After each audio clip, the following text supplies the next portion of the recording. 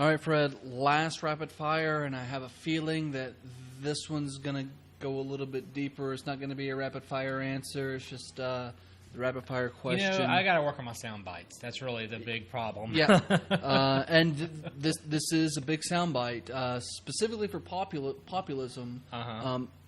What is your take on the war on drugs? Okay, so rapid fire answer, hate it. It is the entire concept has been a complete waste of money and resources. It has been a drain on our communities.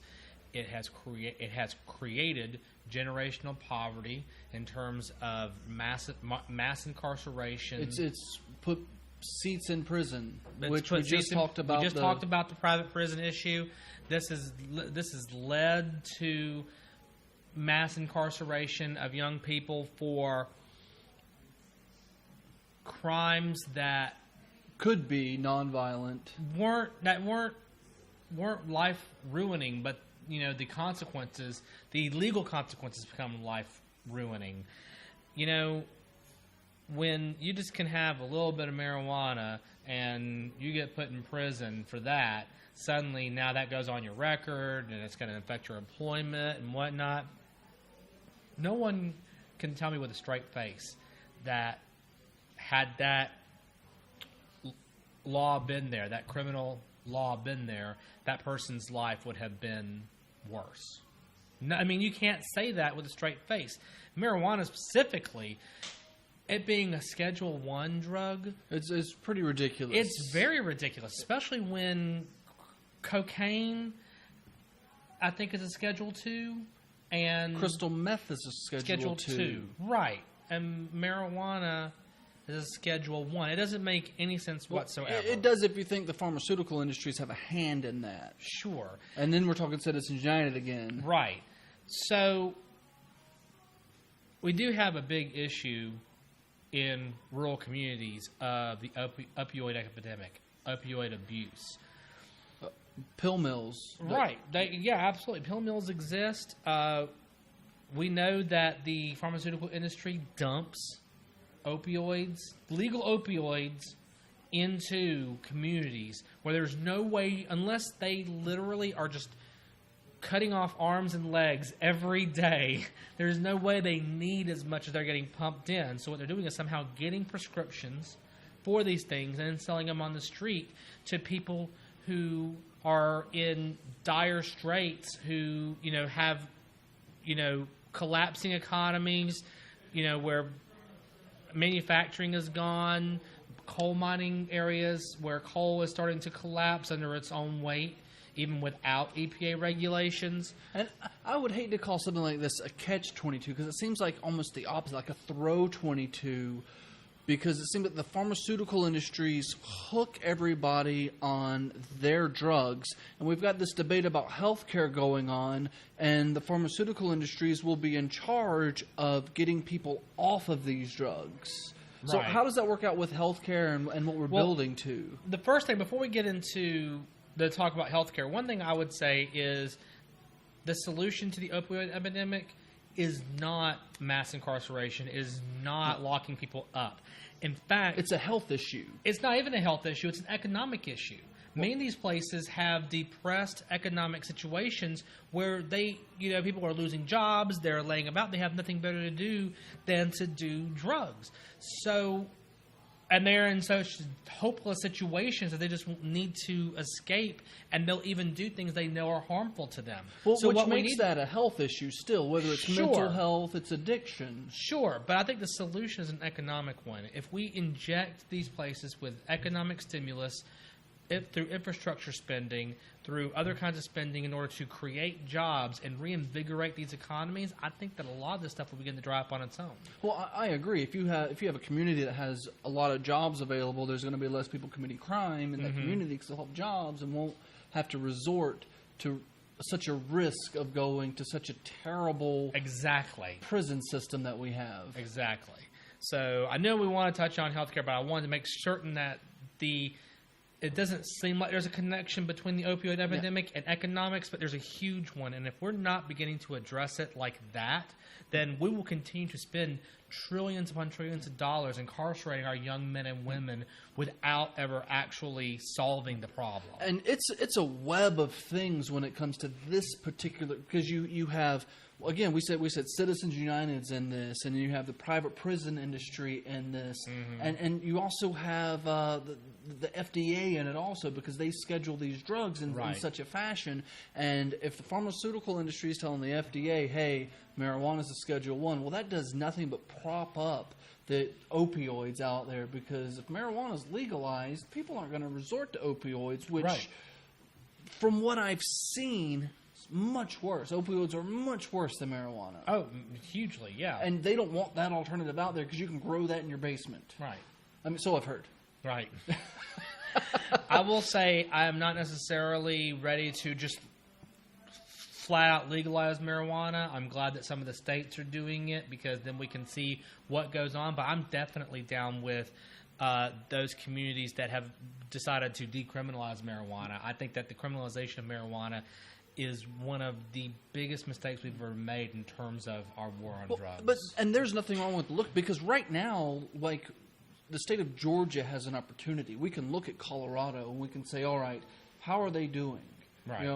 You know, what steps did they take? What bills did they pass specifically? What was the wording in those bills? And then what is the actual impact? What is the impact on economics? What is the impact on healthcare? What is the impact on motor vehicle accidents? And look at these disparate impacts and see what you can link back to some sort of correlation.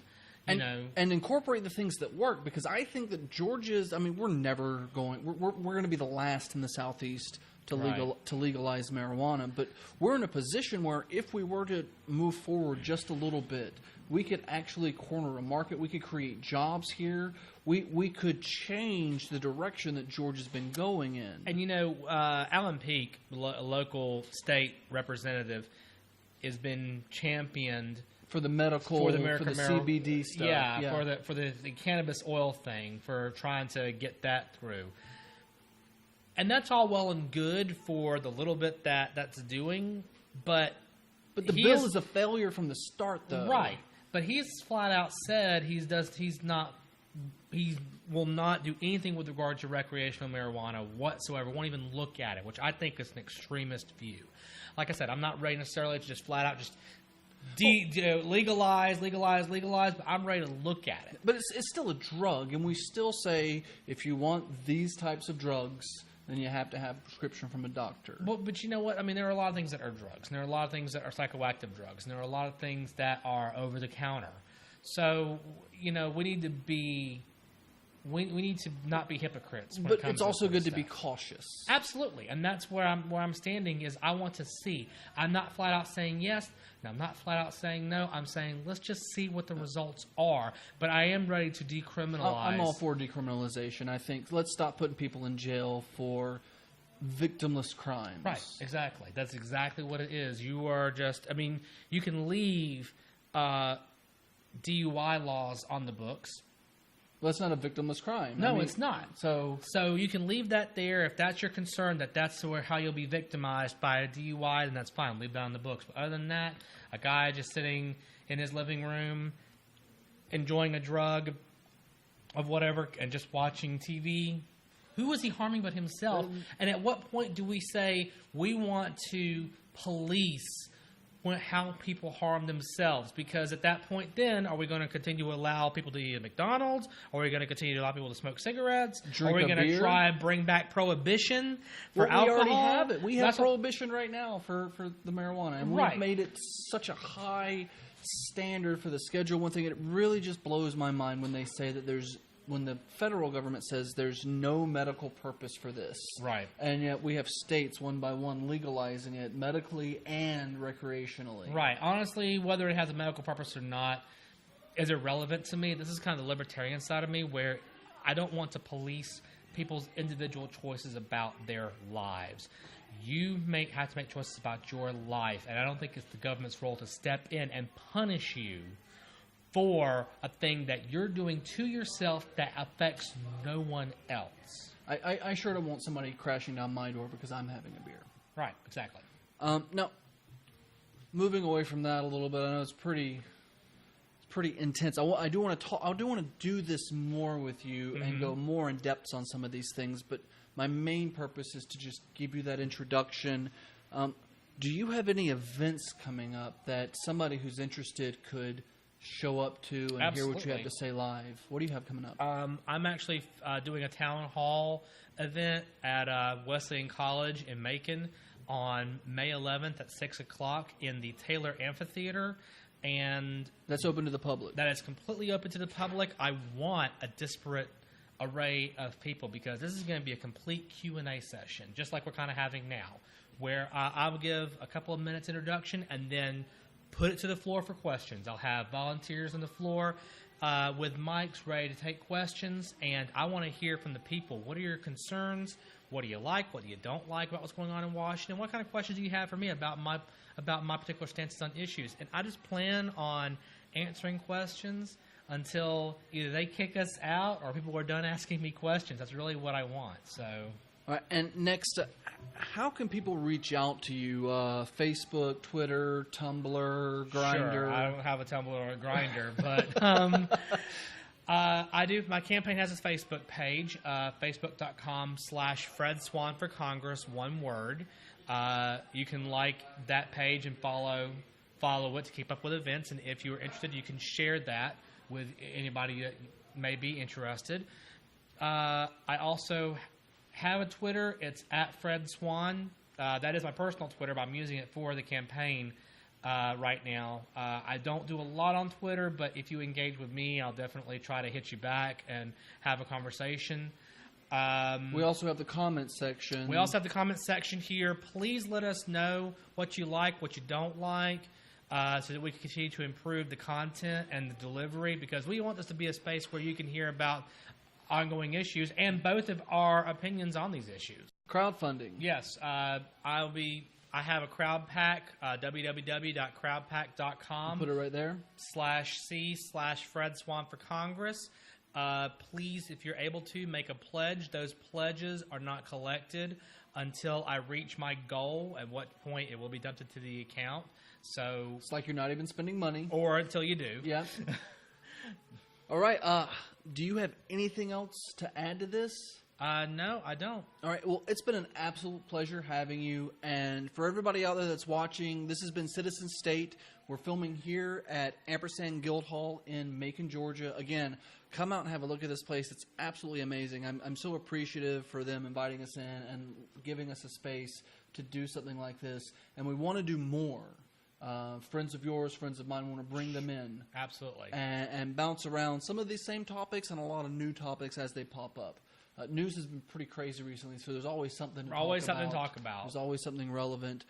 Again, all the links to Fred, we're going to put them right down here, and we'll see you guys next time.